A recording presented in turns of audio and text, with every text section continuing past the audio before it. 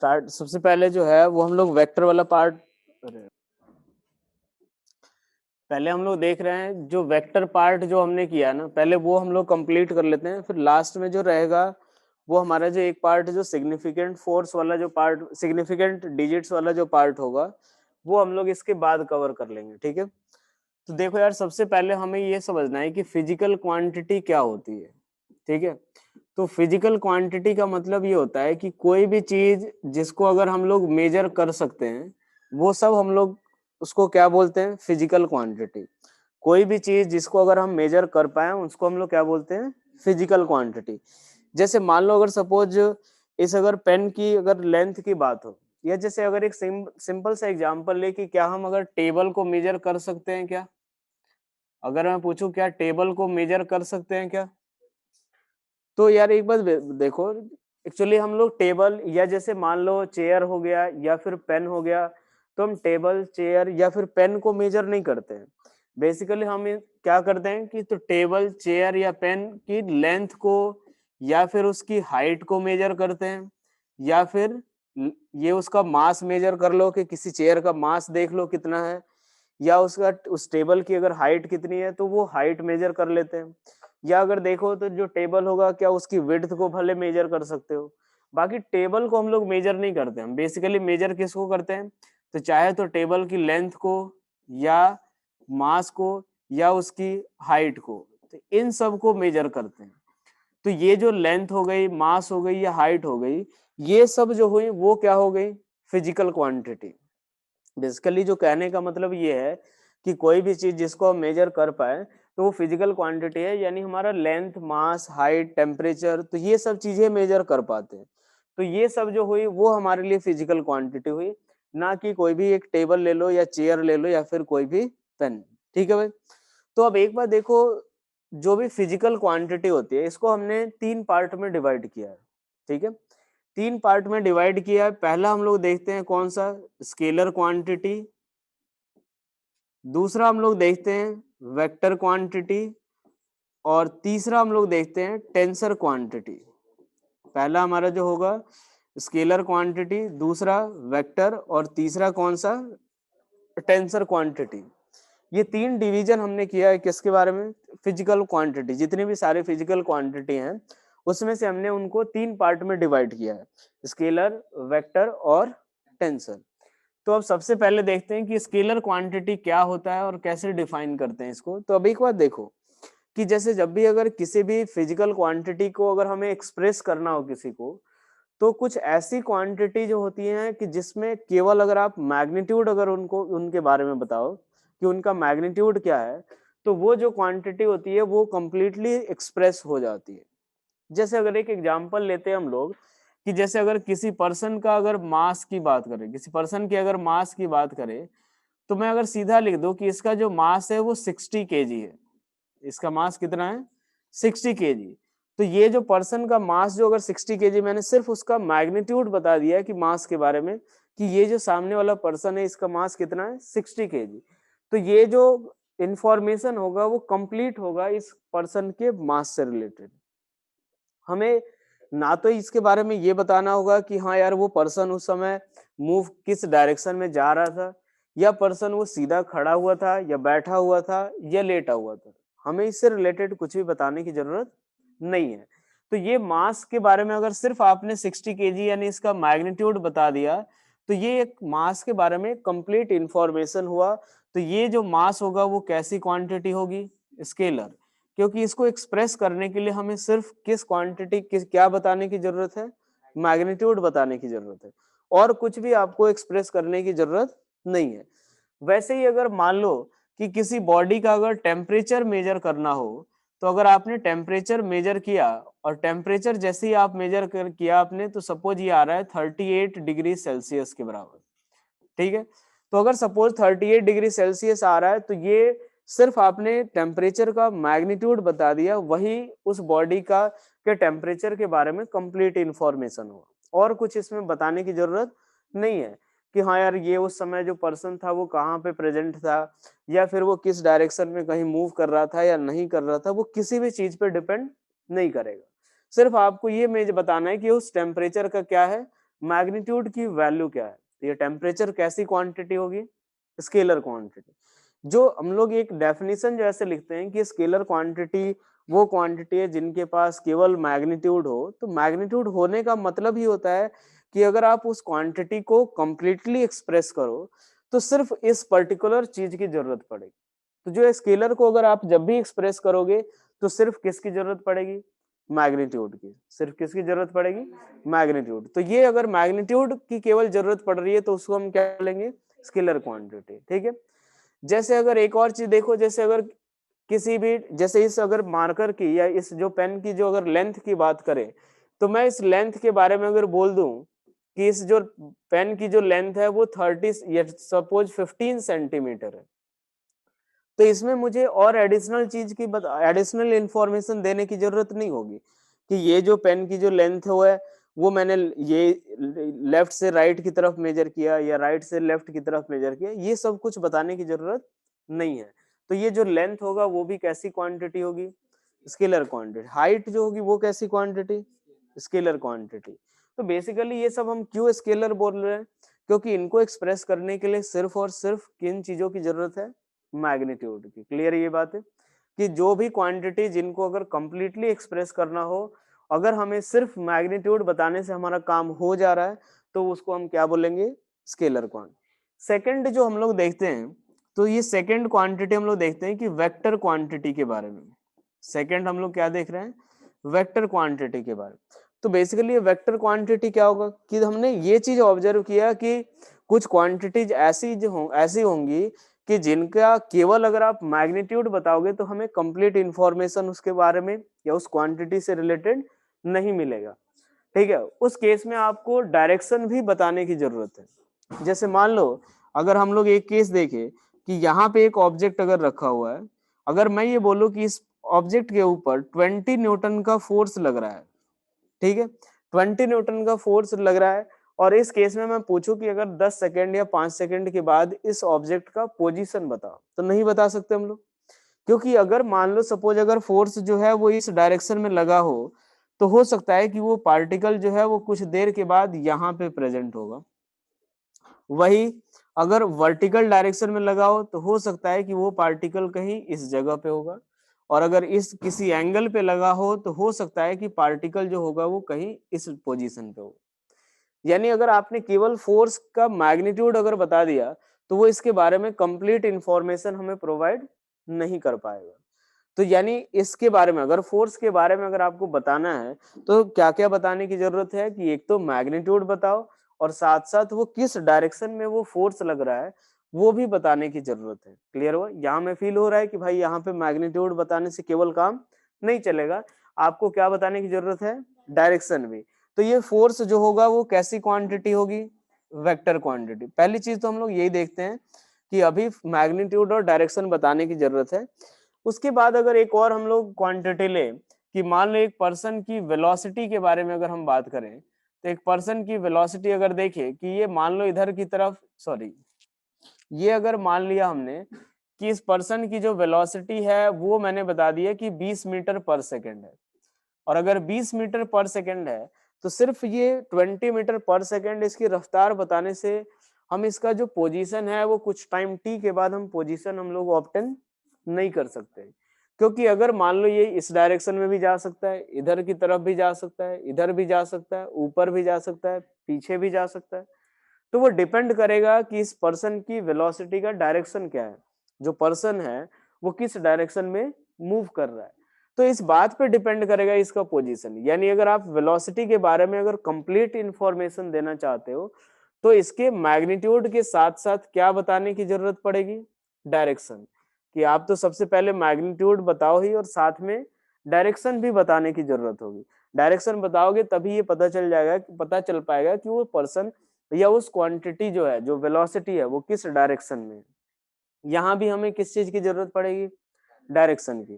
ठीक है। तो ये जो क्वांटिटीज होंगी जिनके पास मैग्नीट्यूड, हम लोग ये अगर बोलते हैं कि मैग्नीट्यूड होता है जिस क्वांटिटी के पास और डायरेक्शन भी होता है, तो बेसिकली होता क्या है कि इसको एक्सप्रेस करने के लिए मैग्नीट्यूड की भी जरूरत है और साथ साथ डायरेक्शन की भी जरूरत है। तो इसीलिए हम इसको, ऐसी क्वांटिटी को क्या बोलते हैं, वेक्टर क्वांटिटी। ठीक है। लीनियर मोमेंटम अगर देखें तो देखो यार, जैसे लीनियर मोमेंटम होता क्या है, थोड़ा सा एक बार समझ लो कि जैसे मान लो ये कार है एक, और ये कार है, अगर ये मान लो 100 केजी का एक कार लिया हमने, ठीक है, 100 केजी का कार लिया, और एक दूसरा एक कार ले लिया या ट्रक ले लो जो कि 300 केजी का है, ठीक है, 300 केजी का है। अब एक बात सोचो, अगर मान लो ये दोनों के दोनों जो है वो 10 मीटर पर सेकंड से मूव कर रहे हैं, ये भी 10 से जा रहा है और ये भी 10 से जा रहा है, ठीक है, दोनों 10 से जा रहे हैं। अब एक बात सोचो कि किसका, अगर आपसे पूछा जाए कि किसको रोकना आसान है, तो किसके बारे में बोलोगे? 100 केजी वाले को रोकना क्या है, आसान है। क्यों? क्योंकि इसका जो अमाउंट ऑफ मोशन जो है वो कम है और इसका अमाउंट ऑफ मोशन क्या है, ज्यादा। क्योंकि यार ऑब्वियस सी बात है, अगर उसके पास ज्यादा मोशन है तो उसको रोकने में हमें ज्यादा एफर्ट लगेगा, और जिसका अमाउंट ऑफ मोशन कम है उसको रोकने में हमें कम एफर्ट लगेगा। क्लियर ये बात? ज्यादा मोशन, अब एक बार सोचो कि जैसे अगर मान लो कि बेसिकली अगर सपोज मैं इस 100 केजी है और इसको 10 मीटर पर सेकंड वेलोसिटी देनी हो, और ये 300 केजी है, इसको 10 मीटर पर सेकंड वेलोसिटी देनी, आपको किस में ज्यादा एफर्ट लगाने की जरूरत पड़ेगी? सेकंड वाले केस में। तो आपने वो ज्यादा एफर्ट लगाए, यानी उस ऑब्जेक्ट को, इस पर्टिकुलर ऑब्जेक्ट को आपने ज्यादा मोशन प्रोवाइड किया, ज्यादा मोशन प्रोवाइड किया। तो जो अमाउंट ऑफ मोशन है यहाँ पे हम लोग देख सकते हैं कि वो किस चीज पे डिपेंड कर रहा है, मास पे। किस चीज पे डिपेंड कर रहा है? अगर मान लो ये भी हमारा हो जाए 100 केजी का और ये 20 कर दूं मैं, अब किसको रोकना है या किसको सेम अमाउंट, किसका मोशन ज्यादा है? ऊपर वाले का। तो क्या देखा आपने यार, मास तो दोनों का सेम है, वेलोसिटी दो, जिसकी ज्यादा तो उसका अमाउंट ऑफ मोशन ज्यादा। तो बेसिकली यही हमने देख ऑब्जर्व किया कि जो अमाउंट ऑफ मोशन होता है किसी भी ऑब्जेक्ट का, तो वो उसकी मास और वेलोसिटी पे डिपेंड करता है, ठीक है। और इसी का जो प्रोडक्ट होता है इसको हमने डिफाइन किया क्या, लीनियर मोमेंटम, और m इंटू क्या लिखा है इसको, p equals to m into v के बराबर, ठीक है। ये बेसिकली जो इसका प्रोडक्ट होता है वो हमें निकल के आता है कि किसका अमाउंट ऑफ मोशन जो है वो क्या है, ज्यादा है, और किसका अमाउंट ऑफ मोशन कम है। जिसके पास मोमेंटम ज्यादा होगा उसका अमाउंट ऑफ मोशन क्या होगा, ज्यादा। जिसका मोमेंटम कम होगा उसका अमाउंट ऑफ मोशन भी क्या होगा, कम। ठीक है भाई। अब एक बात देखो, जो मास इनटू वेलोसिटी है, तो मास कैसी क्वांटिटी है, स्केलर, और वेलोसिटी कैसी क्वांटिटी है, वेक्टर। तो इसीलिए मोमेंटम भी जो होता है वो कैसी क्वांटिटी होती है, वेक्टर क्वांटिटी। क्लियर हुआ ये चीज? चलो, ये हो गया हमारा किसके बारे में, वेक्टर के बारे में। लेकिन वेक्टर होने के लिए जो है केवल यही चीज काफी नहीं है, ठीक है बेटा। आप लोगों को क्लियर है ये सारी चीजें? ये बताओ भाई, आप लोग क्लियर है सभी को? चलो, जो भी डाउट हो एक बार पूछ लेना आप लोग। तो हमने वेक्टर के लिए देखा कि यार कुछ क्वांटिटी हैं जिनके पास मैग्नीट्यूड भी बताने की जरूरत है और साथ में डायरेक्शन भी। फिर हमने देखा कि यार इलेक्ट्रिक करंट के बारे में हम लोग देखना शुरू किए कि यार इलेक्ट्रिक करंट जो है वो उसके बारे में जब हमने ऑब्जर्व किया तो देखा है कि यार इलेक्ट्रिक करंट, सपोज एक वायर ऐसा ले लेते हैं और एक दूसरा वायर कुछ इस तरीके का ले लो, और यहाँ से एक वायर इधर की तरफ जा रहा है, ठीक है भाई। जब भी अगर हमें करंट के बारे में अगर बताना हो तो क्या हमें डायरेक्शन बताना जरूरी होता है? बिना डायरेक्शन के हम लोग करंट को शो नहीं कर सकते। यानी हमने ये चीज ऑब्जर्व किया कि करंट को जब भी अगर एक्सप्रेस करना हो तो मैग्नीट्यूड तो आप बताओगे ही, साथ में क्या बताने की जरूरत है, डायरेक्शन भी बताने की जरूरत है। जैसे मान लो अगर मैंने 10 एम्पियर इधर की तरफ हुआ बताया और 10 एम्पियर इधर की तरफ, तो ये इधर मिल के कितना जाएगा, 20 एम्पियर। कितना आएगा, 20 एम्पियर। अगर एक बात सोचो, मैं किसी एक का डायरेक्शन चेंज कर दूं, एक काम करते हैं, इसको 30 ले लेता हूं मैं, ठीक है, और इस ये कितना हो जाएगा, 40 के बराबर। ठीक है भाई, क्लियर है ये चीज कि जितना चार्ज आएगा उतना ही चार्ज जाता भी है। ठीक है, जो किरचॉफ ने एक नाम का एक साइंटिस्ट है उसने ही यही बताया था कि किसी भी जंक्शन पे, जंक्शन का मतलब क्या होता है कि एटलीस्ट 3 तरफ से कोई भी चीजें आनी चाहिए। जैसे जो स्टेशन होता है वो जंक्शन तब कहलाता है कि जब उस पे 3 तरफ से ट्रेन आ जा सकती है। एक सिंगल, जो हर स्टेशन को ऐसे ही नहीं कि हाँ यार बड़ा स्टेशन है तो चलो जंक्शन बोल देते हैं। जंक्शन का मतलब ही होता है कि एटलीस्ट 3 डायरेक्शन से चीजें या आउट इनकमिंग होनी चाहिए, आउटगोइंग होनी चाहिए। अब जहां भी आप अगर जंक्शन देखना तो उसमें जब देखना वो चीज स्टेशन से जो है एटलीस्ट 3 डायरेक्शन में ट्रेन आ जा सकती है उसमें। तो इसीलिए उस स्टेशन का नाम भी हम लोग क्या लिखते हैं, जंक्शन लिखते हैं। तो यहाँ पे जंक्शन का मतलब जैसे अगर हम लोग इलेक्ट्रिक सर्किट के अंदर अगर ब्रांच जंक्शन की बात करेंगे तो ये होगा कि एटलीस्ट जो होगा वो 3 डायरेक्शन जो होंगे या 3 ब्रांचेज जो होंगे वो आकर के मिल रहे होंगे। ठीक है, अब यहां से देखो इधर से 10 आया, इधर से 30 आया, इधर से कितना जाएगा 40। मैंने अगर जैसे ही अगर डायरेक्शन चेंज कर दिया कि मान लो कि ये इधर की तरफ ये आ रहा है और यहां से ये 10 आ रहा है और यहां से इधर की तरफ 30 जा रहा हो, तो सोचो इस वाले ब्रांच में कितना होगा 20 एम्पियर। आप ये बता सकते हो। तो किरचॉफ्स ने बेसिकली यही बताया था कि जितना चार्ज इधर से आएगा और जितना चार्ज इधर से जाएगा उतना ही चार्ज दूसरी तीसरी तरफ जाएगा, उसने यही बताया था। तो बेसिकली उसने ये बताया था कि चार्ज ऑफ या सिग्मा ऑफ जो चार्ज होगा वो किसके बराबर होगा, zero. Sigma of charge zero कैसे ले लेंगे कि जितना अगर आप इनकमिंग को अगर पॉजिटिव ले रहे हो और आउटगोइंग को नेगेटिव, या फिर आउटगोइंग को नेगेटिव ले रहे हो इनकमिंग को पॉजिटिव, तो नेट जो आएगा वो क्या आएगा, जीरो ही आएगा। मान लो इधर से 10 आया, इधर से 30 आया और जा रहा है 40, तो +10 +30 इक्वल्स टू +40, बात वही आया जीरो के बराबर। यहां से भी अब एक बात देखो, वही किरचॉफ्स लॉ है, बाकी आपका 12th में और डिटेल में आएगा कि इसका और क्या यूज होगा। बेसिकली ये था क्या कि conservation of charge, conservation of charge की बात थी कि यार जितना चार्ज इधर से आया उतना ही इधर गया, तो चार्ज कैसा रहा, कंजर्व रहा। अगर मान लो अगर यहाँ से अगर 100 कूलम चार्ज आ रहा है और 100 जा रहा है, तो यहाँ पे कोई भी चार्ज एक्यूमुलेट नहीं हुआ, यानी चार्ज का कैसा रह रहा है, कंजर्वेशन हो रहा है यहाँ पे। तो इसी के बिहाफ पे इसी को हम लोग जंक्शन रूल बोलते हैं, और इसके हिसाब से अगर 10 इधर जा रहा है 30 इधर से आ रहा है तो कितना जाएगा इधर 40। अगर हमने डायरेक्शन चेंज कर दिया तो क्या इसमें करंट का डायरेक्शन चेंज हो जाएगा, करंट का मैग्नीट्यूड भी चेंज हो जाएगा। तो यहां से हमने ये चीज बोल सकते हैं कि जब अगर आप करंट को एक्सप्रेस करोगे तो उस केस में मैग्नीट्यूड तो देखो यार दुनिया की हर एक क्वांटिटी के पास होती ही है, मैग्नीट्यूड जो होगा वो दुनिया की हर एक फिजिकल क्वांटिटी के पास होगा। ये तो नेसेसरी है, क्योंकि हम लोग बात ही कर रहे हैं कि फिजिकल क्वांटिटी क्या होगी कि जिसको हम मेजर कर सकते हैं। और अगर एक बार देखो, अगर आप किसी भी क्वांटिटी को मेजर कर रहे हो तो ऑब्वियस सी बात है कुछ ना कुछ वैल्यू मिलेगा। मेजर करने का मतलब ही क्या हुआ कि कुछ ना कुछ वैल्यू मिलेगा, और अगर कुछ ना कुछ वैल्यू मिलेगा तो वो किस चीज को रिप्रेजेंट करेगा, वो मैग्नीट्यूड को। किस चीज को रिप्रेजेंट करेगा, मैग्नीट्यूड को। तो अब एक बात देखो कि इसके साथ साथ करंट के पास हमने देखा कि यार डायरेक्शन भी होता है, करंट के पास क्या होगा, मैग्नीट्यूड के साथ साथ डायरेक्शन भी होता है, लेकिन फिर भी जो है ये स्केलर क्वांटिटी होता है। ये कैसी क्वांटिटी होती है, स्केलर क्वांटिटी। हाँ, अब यहाँ से देखो हम लोग स्केलर क्वांटिटी इसलिए हम लोग बोले कि जो करंट जो है वो बेसिकली एंगल पे डिपेंडेंसी नहीं होती उसकी। ध्यान से सुनना है यहाँ पे, एक जो अभी तक जो हम लोग पढ़ते आए जैसे 2 + 3 5 हो गया, 9 - 3 6 हो गया, तो ये बेसिकली हम लोग नॉर्मल लॉ ऑफ अलजेब्रा पढ़ते आ रहे हैं। ये किस क्वांटिटी के लिए, स्केलर क्वांटिटी के लिए। जो हम अलजेब्रा अभी तक KG 1 क्लास से अभी तक जो पढ़ते आ रहे हैं वो सारा अलजेब्रा क्या है, बेसिकली स्केलर क्वांटिटी के साथ डील करने का अलजेब्रा है। ठीक है, वो भी हम नहीं पढ़ जानते थे पहले, धीरे धीरे हमने सीखा। अब हमने ये चीज ऑब्जर्व किया कि अब हम एक नई तरह की क्वांटिटी के बारे में पढ़ रहे हैं, वेक्टर क्वांटिटी। और वो जो क्वांटिटी है वो एंगल पे डिपेंड करते हैं। वो क्या होते हैं, एंगल पे डिपेंड करते हैं। एंगल पे डिपेंड करने का मतलब क्या होगा, ये चीज देखो। इसी को थोड़ा सा अलग तरीके से लिखेंगे, लेकिन पहले एंगल पे डिपेंड करने का मतलब एक बार देखो कि जैसे मान लो कि मैं इधर की तरफ एक 100 न्यूटन का फोर्स लगाऊं और यहां से देखो एक पीछे की तरफ 20 न्यूटन का फोर्स लगाऊं। ठीक है भाई, अगर मान लो 100 + 20 करना है अपने को तो वो तो 120 ही आएगा, हर हाल में 120 आएगा। लेकिन अब मैंने क्या किया कि दो फोर्स ले लिया, एक F1 वेक्टर और दूसरा ले लिया F2 वेक्टर। एक F1 और दूसरा कौन सा, F2।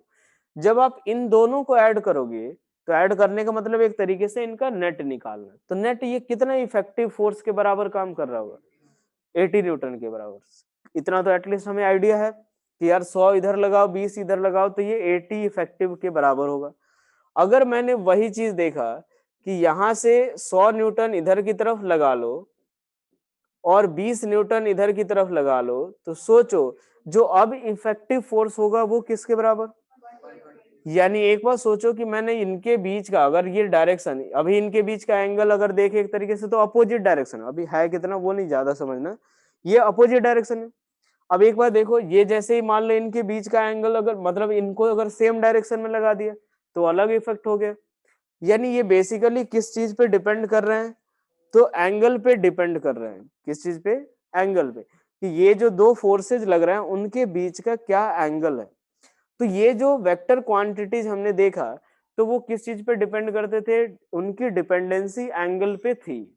एक और एग्जांपल ले कि मान लो मैं 3 मीटर इधर की तरफ गया और 4 मीटर लेफ्ट टर्न लेकर के इधर की तरफ गया, तो क्या मैं यहाँ ए से लेकर के बी तक गया?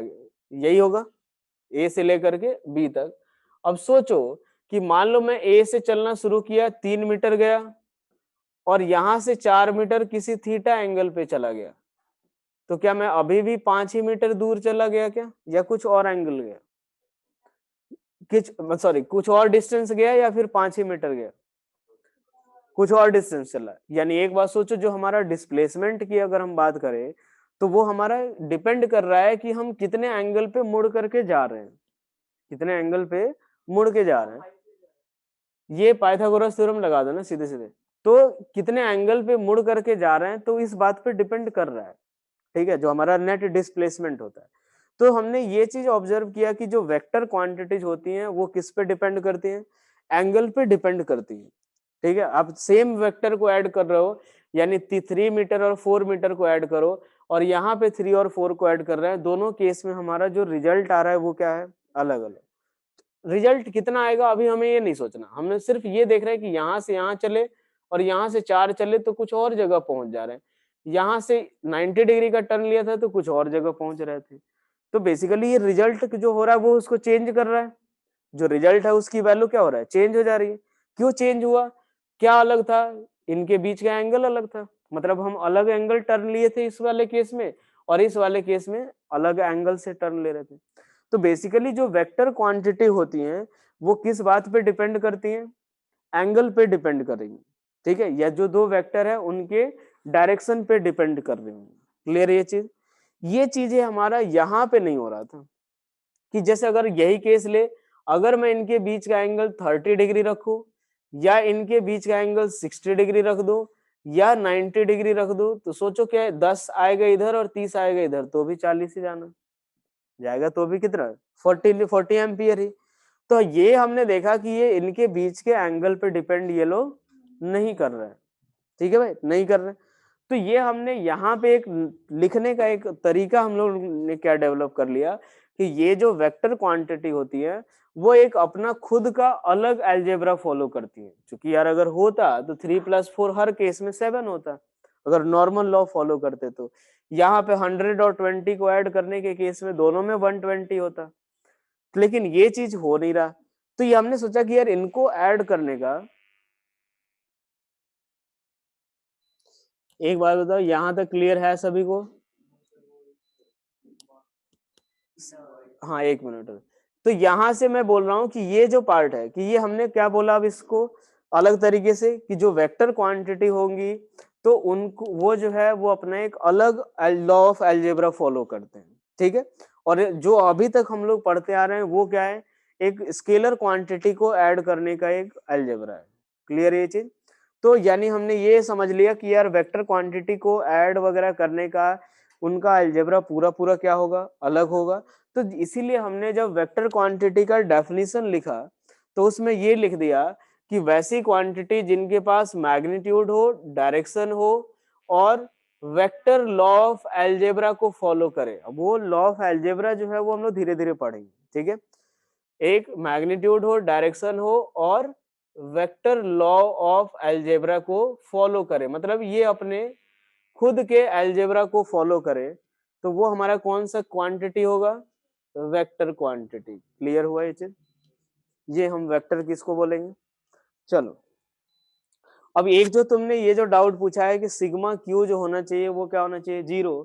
इसका मतलब ये होता है कि जैसे देखो किसी भी जंक्शन पे जितना इनकमिंग चार्ज होगा और उतना ही क्या होगा, आउटगोइंग चार्ज होगा। मतलब अगर 100 कूलम आ रहा है तो 100 कूलम जाएगा भी। तो जैसे मान लो अगर मैंने किसी एक को नेगेटिव ले लिया और दूसरे को क्या ले लिया, पॉजिटिव। मान लो इधर से 50 कूलम चार्ज आया, इधर से 30 कूलम चार्ज आया, तो इधर से कितना जाएगा, तो 80 कूलम चार्ज ही जाएगा। यानी देखो जैसे 50 ले लो, प्लस 50 ले लो अगर इनकमिंग को, प्लस 30 ले लो इनकमिंग को, और आउटगोइंग को क्या ले लेंगे, नेगेटिव, तो -80 कितना आ रहा है, 0। तो ये हमेशा यही उसने जंक्शन रूल में यही बताया था, कंजर्वेशन ऑफ चार्ज। माइनस मुझे ये लेना है कि अगर इनकमिंग को अगर मैं पॉजिटिव ले रहा हूं तो आउटगोइंग को नेगेटिव लूंगा, और अगर इनकमिंग को नेगेटिव ले रहा हूं तो आउटगोइंग को पॉजिटिव लूंगा। यार एक बात सोचो, अगर मान लो मैंने तुम्हें आज 100 रुपया दिया, कल फिर 100 रुपये 200 रुपये दे दिए, और तुमसे फिर 100 रुपये ले लिया, तो तुम्हारे पास नेट जो बचा वो कितना लोगे, तो तुम क्या करोगे कि जितना मैंने दिया उसको या तो पॉजिटिव ले लोगे या नेगेटिव, और जितना तुमसे लिया उसके कॉरेस्पॉन्डिंग रिवर्स ले लोगे। तो वही बात है कि जितना आया उसको अगर आप पॉजिटिव ले रहे हो, तो जितना गया उसको नेगेटिव ले लो। तो 50 आया एक तरफ से, दूसरी तरफ से 30 आया, तो पॉजिटिव अगर ले रहे हो तो जितना जा रहा है उसको नेगेटिव ले लो। तो इसीलिए हमने देखा कि जितना चार्ज आता है उतना ही चार्ज जाता है, और इसीलिए सिग्मा ऑफ क्यू आई जो होगा वो 0 के बराबर। और ये बेसिकली जो जंक्शन रूल होता है, और ये हमें किसके बारे में बताता है, कंजर्वेशन ऑफ चार्ज, कि जितना चार्ज आ रहा है उतना ही चार्ज जा भी रहा है। ठीक है, यानी हमने ये चीज देख लिया कि यार वेक्टर क्वांटिटी को क्या होगा कि मैग्नीट्यूड होगा, डायरेक्शन होगा, और ये अपना खुद का अलग एक लॉ ऑफ अलजेब्रा फॉलो करेंगे। क्लियर। अब एक बात देखो, जब बात करें अगर हम लोग चार्ज के बारे में भी, चार्ज को किससे डिनोट करते हैं, क्यू से, और इसका एसआई यूनिट क्या होता है, कूलम। तो ये दो तरह के चार्ज होते हैं, पॉजिटिव और नेगेटिव। ये बेसिकली सिर्फ नेचर शो करता है, क्या शो करता है, ये नेचर, कि नेचर ऑफ चार्ज कैसा है। जैसे अगर मान लो इंसान भी हुए तो दो तरह के होते हैं, एक मेल फीमेल, तो हमने उनको एक कैटेगराइज कर दिया, नाम दे दिया कुछ, तो उसी तरह से एक को पॉजिटिव नाम दे दिया गया और दूसरे को नेगेटिव नाम दिया हुआ है।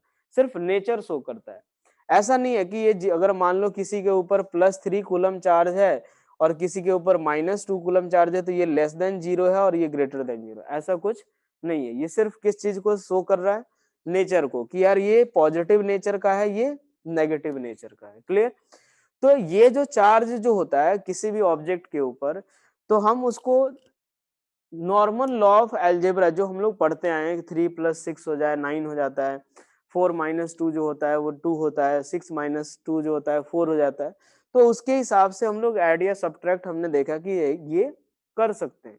तो इसीलिए जो चार्ज होगा वो हमारा कैसी क्वांटिटी हो जाएगी, स्केलर क्वांटिटी। चार्ज कैसी क्वांटिटी हो जाएगी, स्केलर क्वांटिटी। क्लियर हुआ ये चीज। अभी तक जो हमने स्केलर और वेक्टर के बारे में देखा वो पूरा पूरा क्लियर हो गया कि स्केलर और वेक्टर, स्केलर क्वांटिटी को अपना अलग अलजेब्रा फॉलो करेगा जो कि हम आज तक पढ़ते आए हैं। वेक्टर क्वांटिटी के लिए उनका अलग लॉ ऑफ अलजेब्रा होगा जो कि हम लोग इस चैप्टर के अंदर पढ़ेंगे। बेसिकली हम लोग आगे चल के जो है वेक्टर, स्केलर, ऐसी सब क्वांटिटी के साथ डील करने वाले हैं। तो पहले हम उनको कैसे डील करेंगे, यानी कैसे उनको ऐड या सब्ट्रैक्ट करेंगे, कैसे मल्टीप्लाई करेंगे, तो वो हम इस चैप्टर में सीखेंगे। और इस चैप्टर का यूज जो होगा वो आगे की हर एक चैप्टर्स में होगा। क्लियर यहाँ तक बात। अब एक तीसरी क्वांटिटी जो हम लोग बात कर रहे हैं, क्लियर हो गया तुम लोगों को, ये बताओ भाई।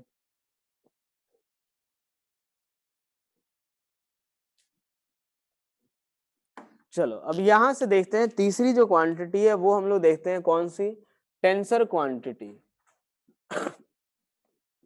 टेंसर क्वांटिटी के बारे में अगर हम लोग देखें तो देखो यार, टेंसर क्वांटिटी ये क्या होगा कि जो ना तो ये स्केलर क्वांटिटी को ऐड करने के लिए जो अलजेब्रा होता है वो फॉलो करते हैं, और ना ही वेक्टर का अलजेब्रा फॉलो करते हैं। ना ही किसको, स्केलर के लिए वो स्केलर का लॉ ऑफ अलजेब्रा फॉलो करेंगे, और ना ही उन्हें वेक्टर का लॉ ऑफ अलजेब्रा फॉलो करते हैं। ये अपनी एक खुद की अलग जो है वो लॉ ऑफ अलजेब्रा फॉलो करते हैं। ठीक है, तो ऐसी क्वांटिटी को हम क्या बोलते हैं, टेंसर क्वांटिटी। बेसिकली हमें ज्यादा टेंसर क्वांटिटी के बारे में नहीं पढ़ना है। ठीक है, हमें बस यही, बस एक बार पता होना चाहिए कि हाँ यार एक थर्ड डिवीजन भी जो है वो एग्जिस्ट कर रहा है स्केलर और वेक्टर के अलावा। ज्यादा इसके चक्कर में हमें नहीं पढ़ना। ठीक है, हमें जो मेन पढ़ना है, स्केलर हम लोग आज तक पढ़ते आए, उनके साथ कैसे डील करना है वो हमें आता है। अभी हम किसके साथ डील करेंगे, वेक्टर के साथ। ठीक है, कि वेक्टर कौन सा होगा, उसको कैसे ऐड सब्ट्रैक्ट, ये सब चीजें करेंगे, तो वो सब हमें अभी देखना है। बाकी हमें ये पता होना चाहिए कि एक टेंसर क्वांटिटी नाम की भी चीज होती है, और ये ना तो इनको स्केलर, ये ना तो ये स्केलर क्वांटिटी का अलजेब्रा फॉलो करते हैं और ना ही ये वेक्टर क्वांटिटी का अलजेब्रा फॉलो करते हैं।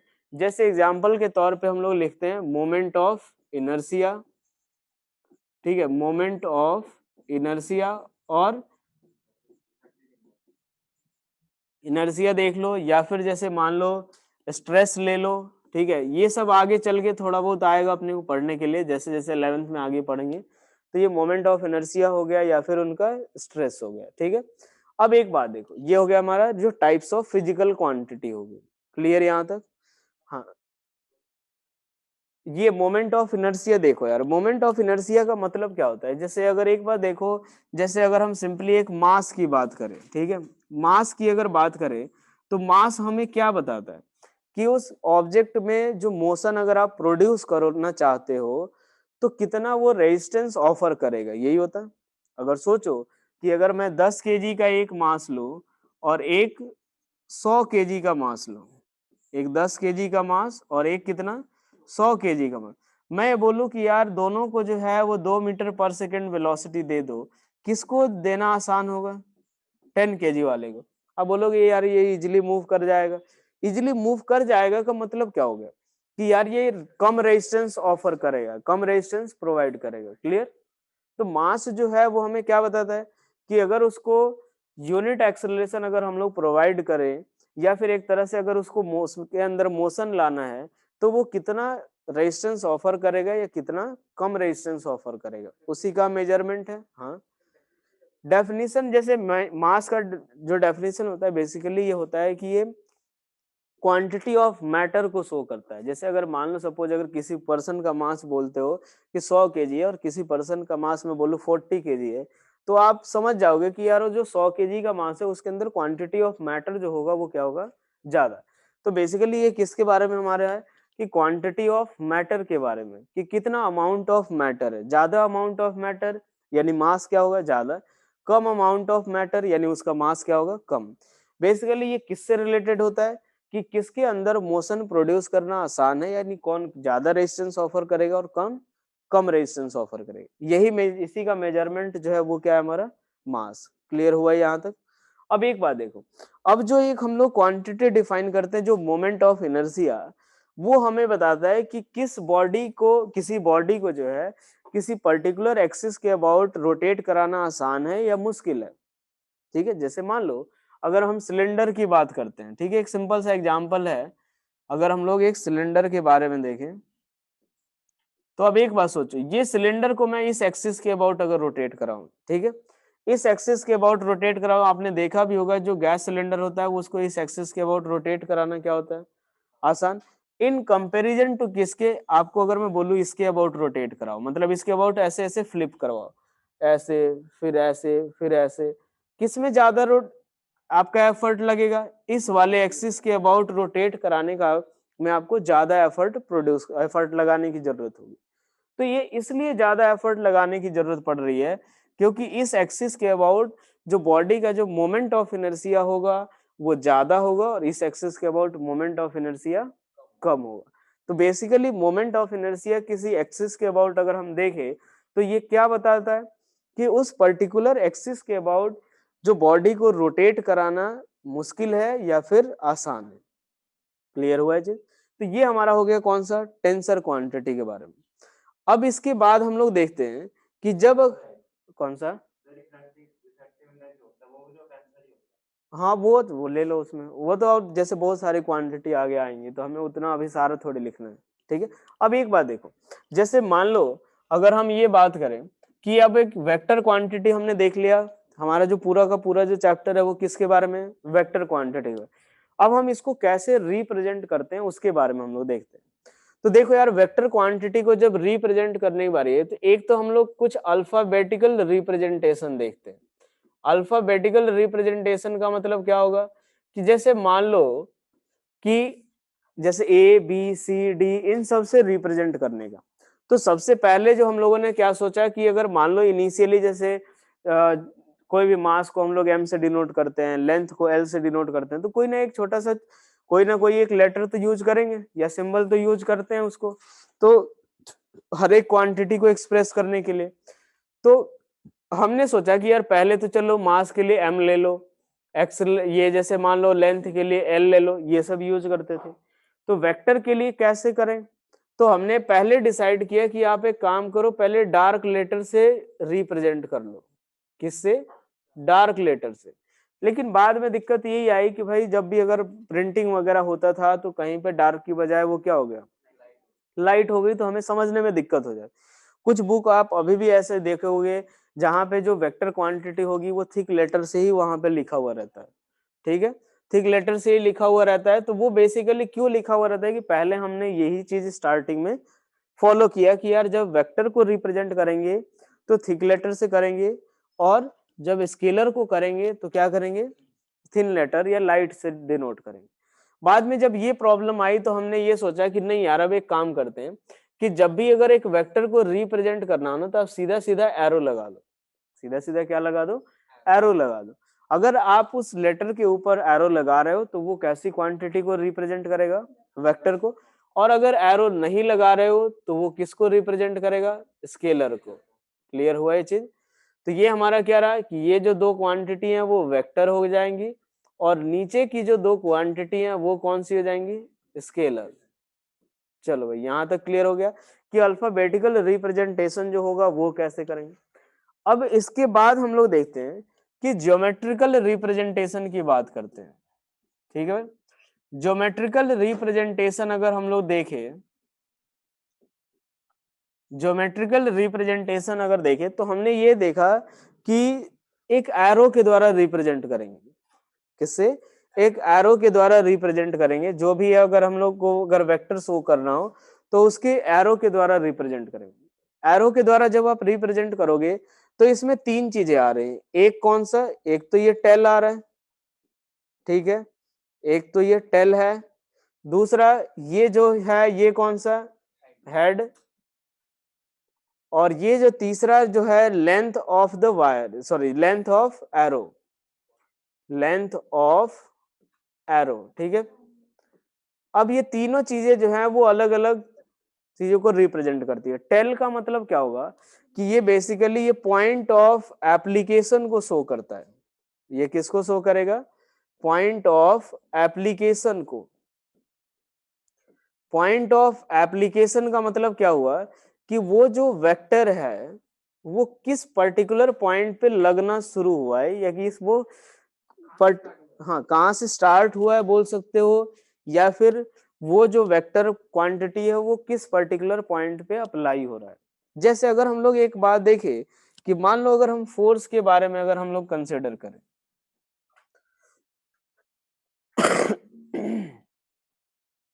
चलो अगर फोर्स के बारे में अगर हम लोग देखें तो जैसे मान लो मैंने ये बनाया कि एक ऑब्जेक्ट के ऊपर फोर्स ऐसा लग रहा है, यानी ये क्या बता रहा है? फोर्स वेक्टर अगर देखेंगे तो ये ऑब्जेक्ट अगर देखे तो ये हम मानेंगे कि अगर मान लो इस ऑब्जेक्ट के ऊपर फोर्स लग रहा है तो ये ऑब्जेक्ट के ऊपर फोर्स यहां से लग रहा है, इस पर्टिकुलर पॉइंट पे लग रहा है। ठीक है, यहाँ पे कोई ऑब्जेक्ट है जिसके इस पॉइंट पे लगना शुरू हुआ है। ठीक है, तो ये क्या होगा? पॉइंट ऑफ एप्लीकेशन, कि किस पॉइंट पे आप फोर्स वेक्टर अप्लाई कर रहे हो। या फिर अगर जैसे मान लो कि अगर एक पर्सन जो है वो ये इस पॉइंट से मूव करना शुरू हुआ, तो अगर ये इधर की तरफ 10 मीटर पर सेकेंड या सॉरी 10 मीटर मूव किया तो उसका डिस्प्लेसमेंट वेक्टर क्या होगा? तो यहां से लेकर के आप शुरू करोगे। मैंने अगर यहाँ पे बनाया तो इसका मतलब क्या है कि अगर 10 मीटर डिस्प्लेसमेंट है तो यानी एक पर्सन है जो यहाँ से चलना शुरू किया और यहाँ तक चल के रुक गया है। क्लियर? ये जो है वो जो टेल का जो मतलब समझ आया कि पॉइंट ऑफ एप्लीकेशन होता है। दूसरा जो हेड होता है ये हमें क्या बताएगा? डायरेक्शन ऑफ वेक्टर बता रहा होगा। ये हमें क्या बताएगा? Direction of vector. ये जो हेड होगा वो डायरेक्शन ऑफ वेक्टर बता रहा होगा कि जो वेक्टर है वो किस डायरेक्शन में लग रहा है। जैसे मान लो अगर हम बात करें कि सपोज यहाँ पे अगर मैं इसको पुल कर रहा हूँ, तो पुल कर रहा हूँ तो मैंने एरो ऐसा लगा दिया। अगर मैं इसी ऑब्जेक्ट को पुश कर रहा होता तो ऐसे बनाता। क्योंकि अगर मैं पुश कर रहा होता तो जो फोर्स लगाऊंगा मैं कुछ इस तरह से लगाऊंगा, पुल करूंगा तो कुछ इस तरह से। तो ये हमें किसको देख के पता चल रहा है? एरो को देख के, एरो का जो डायरेक्शन है वो देख के पता चल रहा है। मान लो एक पर्सन इधर की तरफ जा रहा है तो हमने एरो इधर बना दिया, अगर मैंने इधर की तरफ एरो बनाया मतलब वो आदमी यहाँ से चल के यहाँ तक पहुंचा है। तो जो बेसिकली एरो जो होता है वो हमें किस चीज को रिप्रेजेंट करने के लिए होता है कि वो जो वेक्टर है उसका डायरेक्शन क्या हुआ है, क्या है डायरेक्शन, क्लियर, क्लियर हुआ है चीज। अब एक बात देखो जो लेंथ ऑफ एरो की बात करेंगे हम लोग, तो ये जो लेंथ ऑफ एरो होगा तो देखो एक चीज होता है जैसे मैंने बताया कि हर एक क्वांटिटी के पास क्या होगा, मैग्नीट्यूड जरूर होगा, क्योंकि हम लोग बात ही ऐसे कर रहे हैं कि मेजर जिसको कर पाए। तो वेक्टर के पास भी क्या होता है, मैग्नीट्यूड। जैसे मान लो देखो जब भी अगर वेक्टर के बारे में हमने बात की तो लिखा था 10 मीटर, 100 न्यूटन, 50 न्यूटन, 50 मीटर पर सेकेंड। तो ये सब जो 50 मीटर पर सेकेंड हुआ, 10 मीटर हुआ, 100 मीटर हुआ, 200 न्यूटन हुआ, ये सब क्या हुए, मैग्नीट्यूड। ये सब क्या हुए, मैग्नीट्यूड। तो ये जो लेंथ ऑफ एरो जो बनाते हैं वो किस चीज को बताता है हमें, मैग्नीट्यूड ऑफ वेक्टर को। किस चीज को बताता है, मैग्नीट्यूड ऑफ वेक्टर। अब मैग्नीट्यूड ऑफ वेक्टर अगर एक बार देखो तो ये लेंथ ऑफ एरो के प्रोपोर्शनल होता है। लेंथ ऑफ एरो जो होगा वो मैग्नीट्यूड ऑफ वेक्टर के प्रोपोर्शनल होगा। यानी जितना ज्यादा अगर लेंथ आप बना रहे हो यानी उस वेक्टर का मैग्नीट्यूड जो है वो उतना ही ज्यादा है। जैसे मान लो अगर सपोज मुझे 5 न्यूटन का फोर्स अगर मैं इतने लंबे एरो से अगर शो कर रहा हूँ, अगर मुझे 10 न्यूटन शो करना हो तो ये कुछ इस तरीके का बनाऊंगा। अगर 5 न्यूटन ये तो इसका डबल होना चाहिए। तो जो लेंथ होना चाहिए हमें उसी सेंस में बनाना है एक्चुअल में। जैसे आगे चल के हम लोग जो ड्रॉ करेंगे तो उतना ज्यादा एकदम से केयर नहीं करेंगे कि अगर मान लो हमने 3.5 लिया तो एग्जैक्ट 7 होना चाहिए, या अगर 8 कर लिया तो एग्जैक्ट अगर हाफ मैग्नीट्यूड का फोर्स हो तो एग्जैक्ट 4 ही ड्रॉ करेंगे।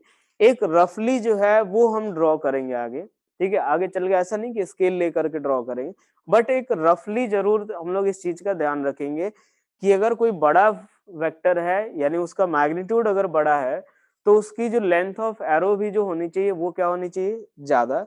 और अगर कोई छोटे मैग्नीट्यूड का फोर्स है तो उसका जो लेंथ ऑफ एरो होना चाहिए वो कम होना चाहिए।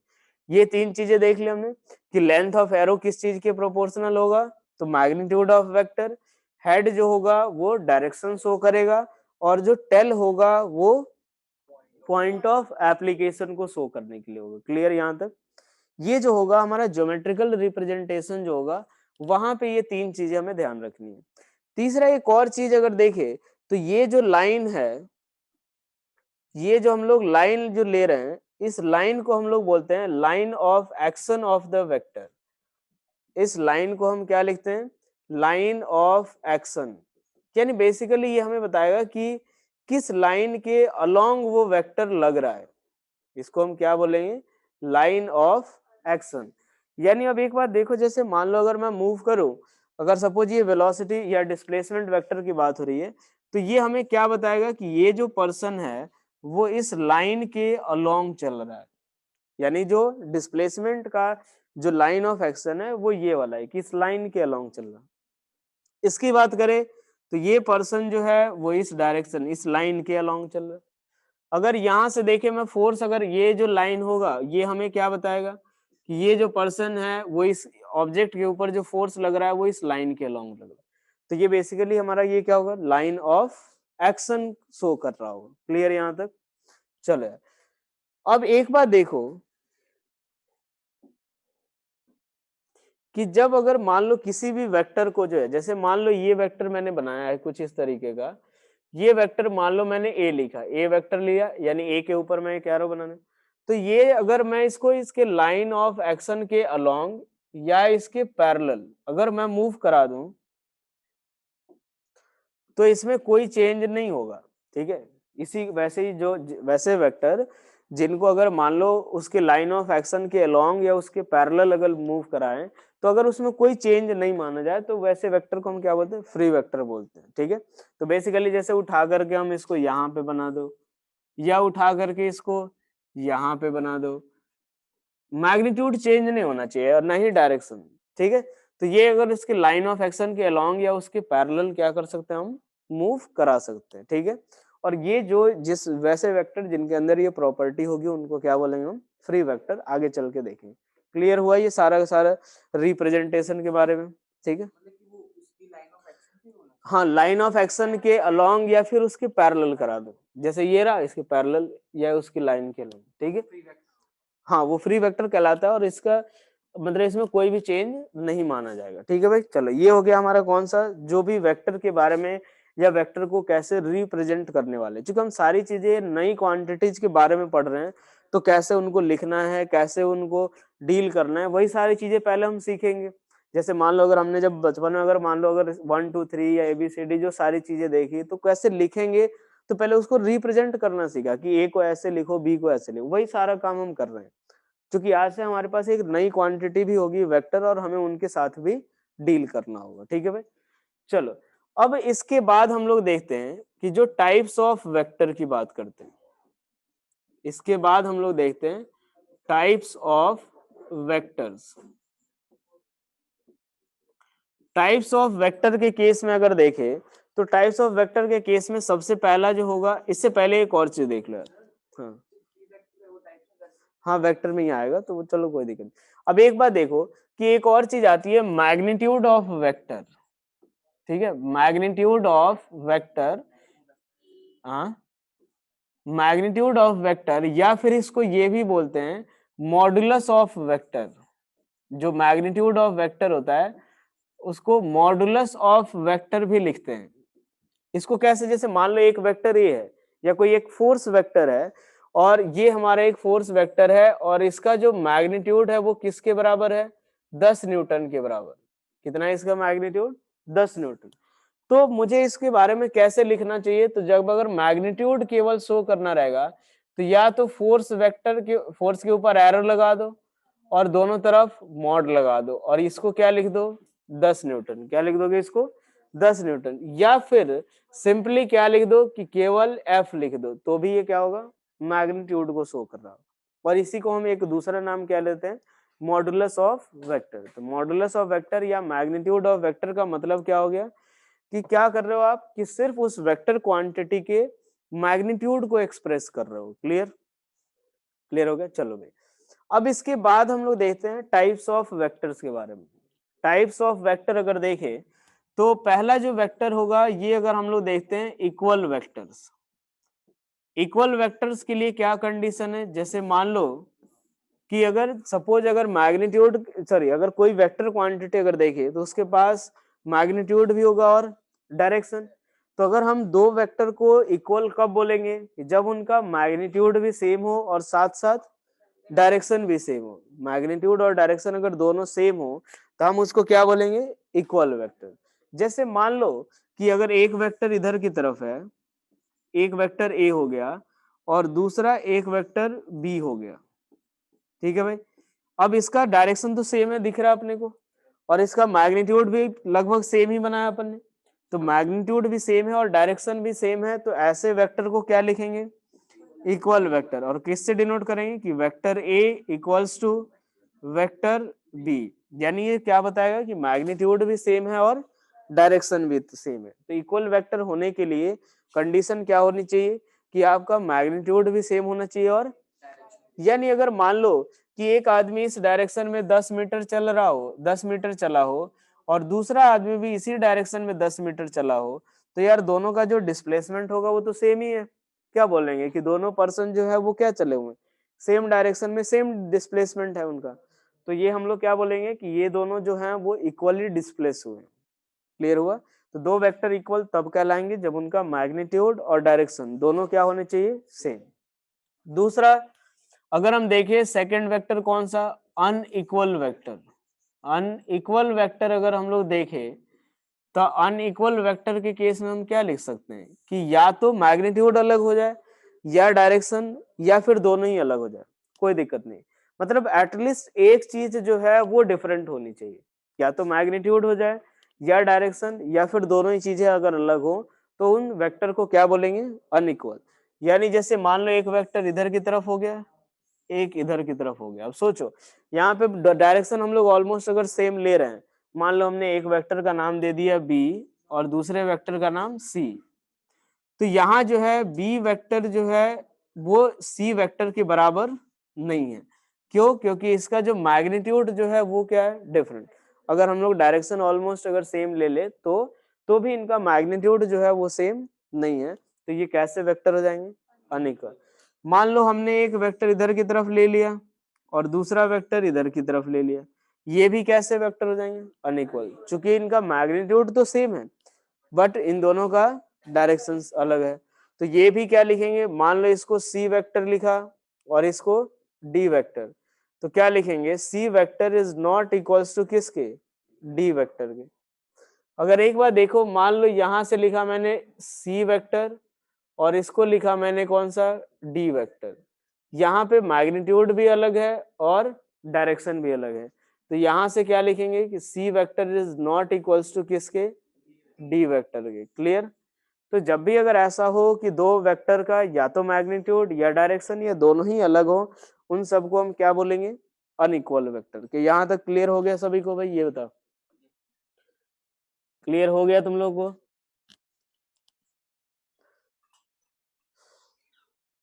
चलो अब इसके बाद देखते हैं, नेक्स्ट हम लोग देखते हैं एक पैरेलल वेक्टर,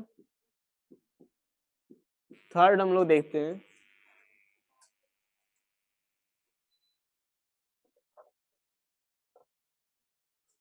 चलो इसके बाद हम लोग देखते हैं कौन सा, पैरेलल वेक्टर। पैरेलल वेक्टर अगर हम लोग देखें तो पैरेलल वेक्टर का मतलब क्या है कि इनके बीच का जो डायरेक्शन होना चाहिए, इन दोनों जो भी वेक्टर, जितने भी वेक्टर अगर हम लोग देख रहे हैं 2 3 4 5 जितने भी, तो उन सब का जो डायरेक्शन होना चाहिए वो क्या हो, सेम। मैग्नीट्यूड हो भी सकता है सेम और नहीं भी हो सकता है। जैसे मान लिया हमने एक वेक्टर ये लिया ए और दूसरा वेक्टर ले लिया डी, ये लगभग मान लेना सेम डायरेक्शन में है, तो क्या लिखेंगे इनको, मैग्नीट्यूड इनका सेम नहीं है लेकिन फिर भी क्या है, ये पैरेलल वेक्टर है, ये लगभग सेम डायरेक्शन आप लोग ले लेना। तो इसको कैसे डिनोट करेंगे, A vector is parallel to D vector. Clear, A vector is parallel to D vector. लेकिन यहाँ पे जो मैग्नीट्यूड है वो सेम नहीं है, अगर हुए तो भी कोई दिक्कत नहीं, बस हमें ये कंसिडर करना है कि इनका डायरेक्शन जो होना चाहिए वो क्या होना चाहिए, सेम। जैसे मान लो एक वेक्टर ये रहा C और दूसरा वेक्टर रहा D, अब ये भी कैसे वेक्टर हो जाएंगे, पैरेलल। तो इसको क्या लिखेंगे कि C vector is parallel to किसके, D वेक्टर के। C vector is parallel to D vector. Clear हो गया जी। चलो इसके बाद नेक्स्ट हमारा कौन सा होता है, anti parallel vector. Anti parallel होने के लिए क्या होना चाहिए कि इनका डायरेक्शन जो होना चाहिए एग्जैक्टली रिवर्स होना चाहिए। एंटी पैरेलल वेक्टर के लिए जो हमारा डायरेक्शन होना चाहिए वो एग्जैक्टली क्या होना चाहिए, रिवर्स, या एग्जैक्टली अपोजिट भी बोल सकते हैं। कि जैसे मान लो एक वेक्टर ये बी हुआ और दूसरा वेक्टर ये हो गया सी, तो यहां से हम क्या बोलेंगे कि बी और सी जो है वो कैसे हैं, एंटी पैरेलल, क्योंकि इन दोनों का डायरेक्शन जो है एग्जैक्टली क्या है, अपोजिट। तो यहां से हम क्या लिखेंगे कि B vector is anti parallel to किसके, सी वेक्टर के। B vector is anti parallel to C vector. अगर वही देख ले कि मान लो एक अपने पास वेक्टर ये ले लिया, दूसरा वेक्टर ये ले लिया, अब ये वेक्टर ए हो गया, दूसरा वेक्टर बी हो गया, ये दोनों भी कैसे हैं, एंटी पैरेलल। क्या लिखेंगे इसको, A vector is anti parallel to B vector. बस इसमें क्या होना चाहिए, डायरेक्शन एक दूसरे का रिवर्स होना चाहिए। पांचवा अगर देखे तो ये आ जाएगा नेगेटिव वेक्टर। ये कौन सा, नेगेटिव वेक्टर। नेगेटिव वेक्टर का मतलब क्या होगा कि उसका मैग्नीट्यूड क्या होना चाहिए, सेम। अगर दो वेक्टर अगर देख रहे हैं तो एक वेक्टर ए है और बी, तो दोनों का जो मैग्नीट्यूड होना चाहिए वो क्या होना चाहिए, सेम, बट डायरेक्शन जो होना चाहिए वो एग्जैक्टली रिवर्स होना चाहिए। इस एंटी पैरेलल और इस नेगेटिव वेक्टर में देख लो, इस एंटी पैरेलल और नेगेटिव वेक्टर में बस यही डिफरेंस है कि यहाँ पे मैग्नीट्यूड से रिलेटेड हमारा कोई कंसर्न नहीं है, यानी मैग्नीट्यूड सेम हो भी सकता है और नहीं भी हो। लेकिन इस केस में, नेगेटिव वाले केस में क्या होना चाहिए कि मैग्नीट्यूड भी क्या होना चाहिए, सेम, डायरेक्शन और एग्जैक्टली क्या हो, रिवर्स। जैसे मान लो सपोज एक वेक्टर ए हो गया और दूसरा वेक्टर ये हो गया बी, ये क्या है, मैग्नीट्यूड सेम लेकिन डायरेक्शन जो है वो क्या है, एग्जैक्टली अपोजिट। तो हम इसको क्या लिखेंगे, नेगेटिव वेक्टर, यानी वेक्टर ए इक्वल्स टू क्या लिखोगे, minus of vector B. Vector A equals to क्या लिखोगे, माइनस ऑफ वेक्टर बी। अगर एक बार देखो यहां से वेक्टर सी लिख दिया हमने और दूसरा ये वेक्टर डी हो गया, तो यहां से हम क्या लिखेंगे कि C vector equals to minus of D vector, या फिर ऐसे लिख लो D vector equals to minus of C vector. ये हमारा कौन सा हो गया, नेगेटिव वेक्टर। यहां तक क्लियर हो गया सभी को। चलो अब इसके बाद हम लोग देखते हैं, चलो ये हो गया। अब इसके बाद नेक्स्ट हम लोग देखते हैं कौन सा, को इनिशियल वेक्टर। को इनिशियल वेक्टर, को इनिशियल वेक्टर का मतलब क्या हो गया कि वैसे वेक्टर जिनका जो सेम पॉइंट ऑफ एप्लीकेशन हो, जैसे एक ही पॉइंट पे सारे के सारे वेक्टर लग रहा हो, यानी जो टेल हो वो एक ही पॉइंट पे हो। यानी जैसे मान लो अगर सपोज किसी पार्क में अगर 5-10 लोग मिले और जैसे ही मान लो कुछ देर के बाद सब अलग अलग डायरेक्शन में जाना शुरू कर दिए, तो अब एक बात सोचो कि ए बी सी डी ये सारे जो वेक्टर हैं वो क्या उन सबका पॉइंट ऑफ एप्लीकेशन सब एक ही पॉइंट है। तो ये सारे के सारे जो वेक्टर्स होंगे वो क्या होंगे, कोइनिशियल, कि जिनका स्टार्टिंग पॉइंट या एक तरीके से देखो कि जो पॉइंट ऑफ एप्लीकेशन है वो क्या है, सेम, तो वो सारे कौन से हो जाएंगे, कोइनिशियल वेक्टर। क्लियर हुआ है चीज। चलो इसके बाद हम लोग देखते हैं कौन सा, को टर्मिनल। को टर्मिनल जैसे मान लो अगर सपोज अलग अलग जगह से सब चलना शुरू किए और अलग अलग जगह पे चलना शुरू किया और किसी एक ही पॉइंट पे आकर के मिल रहे हैं, ये सारे वेक्टर जैसे मान लो अगर 3-4 लोग आ रहे हैं कहीं अलग अलग जगह से और किसी एक पर्टिकुलर पॉइंट पे ही अगर आकर के मिल रहे हैं, मतलब उनका जो टर्मिनेटिंग पॉइंट है वो क्या है, एक ही है, तो वो सारा का सारा क्या होगा, को टर्मिनल वेक्टर। क्लियर हुआ है दोनों में डिफरेंस। यहाँ से जो सारे के सारे जो वेक्टर्स थे वो एक जगह से स्टार्ट हुए थे और ये इस केस में सारे के सारे वेक्टर एक जगह आकर के मिलेंगे। इसके बाद आता है कौन सा, कोप्लेनर वेक्टर। कोप्लेनर का मतलब क्या होना चाहिए कि जो भी दो वेक्टर, अगर मान लो जितने भी सारे वेक्टर हों वो सारे के सारे क्या होने चाहिए, किसी एक पर्टिकुलर प्लेन में। जैसे मान लो अगर इस बोर्ड की बात करें, अगर सपोज एक इंसेक्ट इधर चलना शुरू किया, एक इंसेक्ट इधर चलना शुरू किया इस बोर्ड पे, तो जो दोनों इंसेक्ट जो होगा क्या वो एक ही प्लेन में चल रहे हैं, तो ये जो दोनों बोर्ड दोनों इंसेक्ट का जो प्लेन ऑफ मोशन होगा वो क्या होगा, एक, तो दोनों का डिस्प्लेसमेंट जो होगा वो एक ही प्लेन में लाई कर रहा है।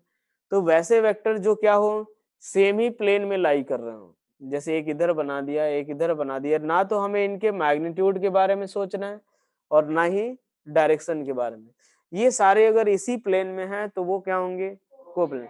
और ध्यान रखो अगर हमारे पास अगर केवल दो ही वेक्टर हैं तो वो हमेशा ही कोप्लेनर होते हैं, क्योंकि अगर मान लो दो वेक्टर की बात कर रहे हो तो उनसे हमेशा जो होगा एक प्लेन पास जरूर करा सकते हैं। जैसे मान लो अगर एक वेक्टर ये है और दूसरा वेक्टर ये है, ठीक है, तो इस केस में हम इनको क्या बोल सकते हैं, ये इस वाले प्लेन में अगर जैसे मान लो ये हुआ तो इस वाले प्लेन में लाई कर जाएंगे। तो दो वेक्टर जो होंगे, हाँ, तो जैसे मान लो अगर तुम जो एग्जांपल बोल रहे हो ना कि जैसे एक इधर जा रहा है और एक इधर जा रहा है, तो सोचो ये इस वाले प्लेन में ही तो लाई कर रहा है, ये वाले प्लेन की बात कर रहा हूँ, बोल सकते हैं ना, ये अगर मान लो एक्स वाई प्लेन बोल सकते हैं ना इसको। अरे एक बार सोचो कि अगर मान लो एक्स वाई प्लेन, जैसे अगर ये एक्स एक्सिस वाई एक्सिस हुआ, ये एक्स एक्सिस हुआ, तो ये अपने पास एक्स और ये कैसा हुआ वाई, एक इधर जा रहा है और दूसरा इधर जा रहा है, तो ये इसी प्लेन में लाई करेगा। अगर मान लो ये इधर की तरफ जा रहा है तो एक्स जेड प्लेन नीचे वाला ले लो। तो 3 से 1 मिनट, तो ये पहले ये समझ आया पहले, अगर मान लो एक वेक्टर इधर जा रहा है तो ये वाला प्लेन ले लो, अगर ये जा रहा है तो इस वाले प्लेन से काट लो, ठीक है। तो जो वेक्टर जो होंगे वो हमेशा क्या होंगे, कोप्लेनर, ठीक है भाई। अब एक बार देखो तीन जो होंगे तो वो हो भी सकते हैं और नहीं भी हो सकते हैं, ऐसा जरूर नहीं कि वो कोप्लेनर हो। अब एक इधर चला जाए एक इधर चला जाए और एक इधर चला जाए तो प्लेन तो किसी एक से ही पास कराओगे ना, ठीक है। तो इसीलिए तीन वेक्टर जो होंगे वो कोप्लेनर हो भी सकते हैं और नहीं भी हो सकते हैं। ये हमारा कौन सा हो गया, कोप्लेनर। इसके बाद एक आता है हमारा कौन सा, को initial vector, sorry collinear vector. Collinear vector का मतलब क्या होगा कि वैसे वेक्टर्स जो क्या हो, सेम लाइन पे लाई कर रहा हूँ, जैसे ये वेक्टर हो गया ये, यानी जिनका लाइन ऑफ एक्शन जो हो वो क्या हो, सेम, लाइन ऑफ एक्शन जो क्या हो, सेम। अगर सबका लाइन ऑफ एक्शन जो है वो सेम है तो वैसे सारे वेक्टर्स को हम क्या बोलेंगे, को इनिशियल वेक्टर, सॉरी को लीनियर वेक्टर। क्लियर। अब इसके आगे का जो पार्ट है वो आपका अगली कल क्लास में, ये पूरा जो है ना पिछले सैटरडे तक जो सर ने कराया वहां तक अगली क्लास में करा देंगे, ठीक है। और एक क्लास और लग जाएगा वो सिग्निफिकेंट फिगर और बेसिक चीजें जो बची हुई है उसके लिए, ठीक है, क्योंकि ऑलमोस्ट कल जो है आपका पिछले सैटरडे तक का मैं पूरा कवर कर दूँ, ठीक है।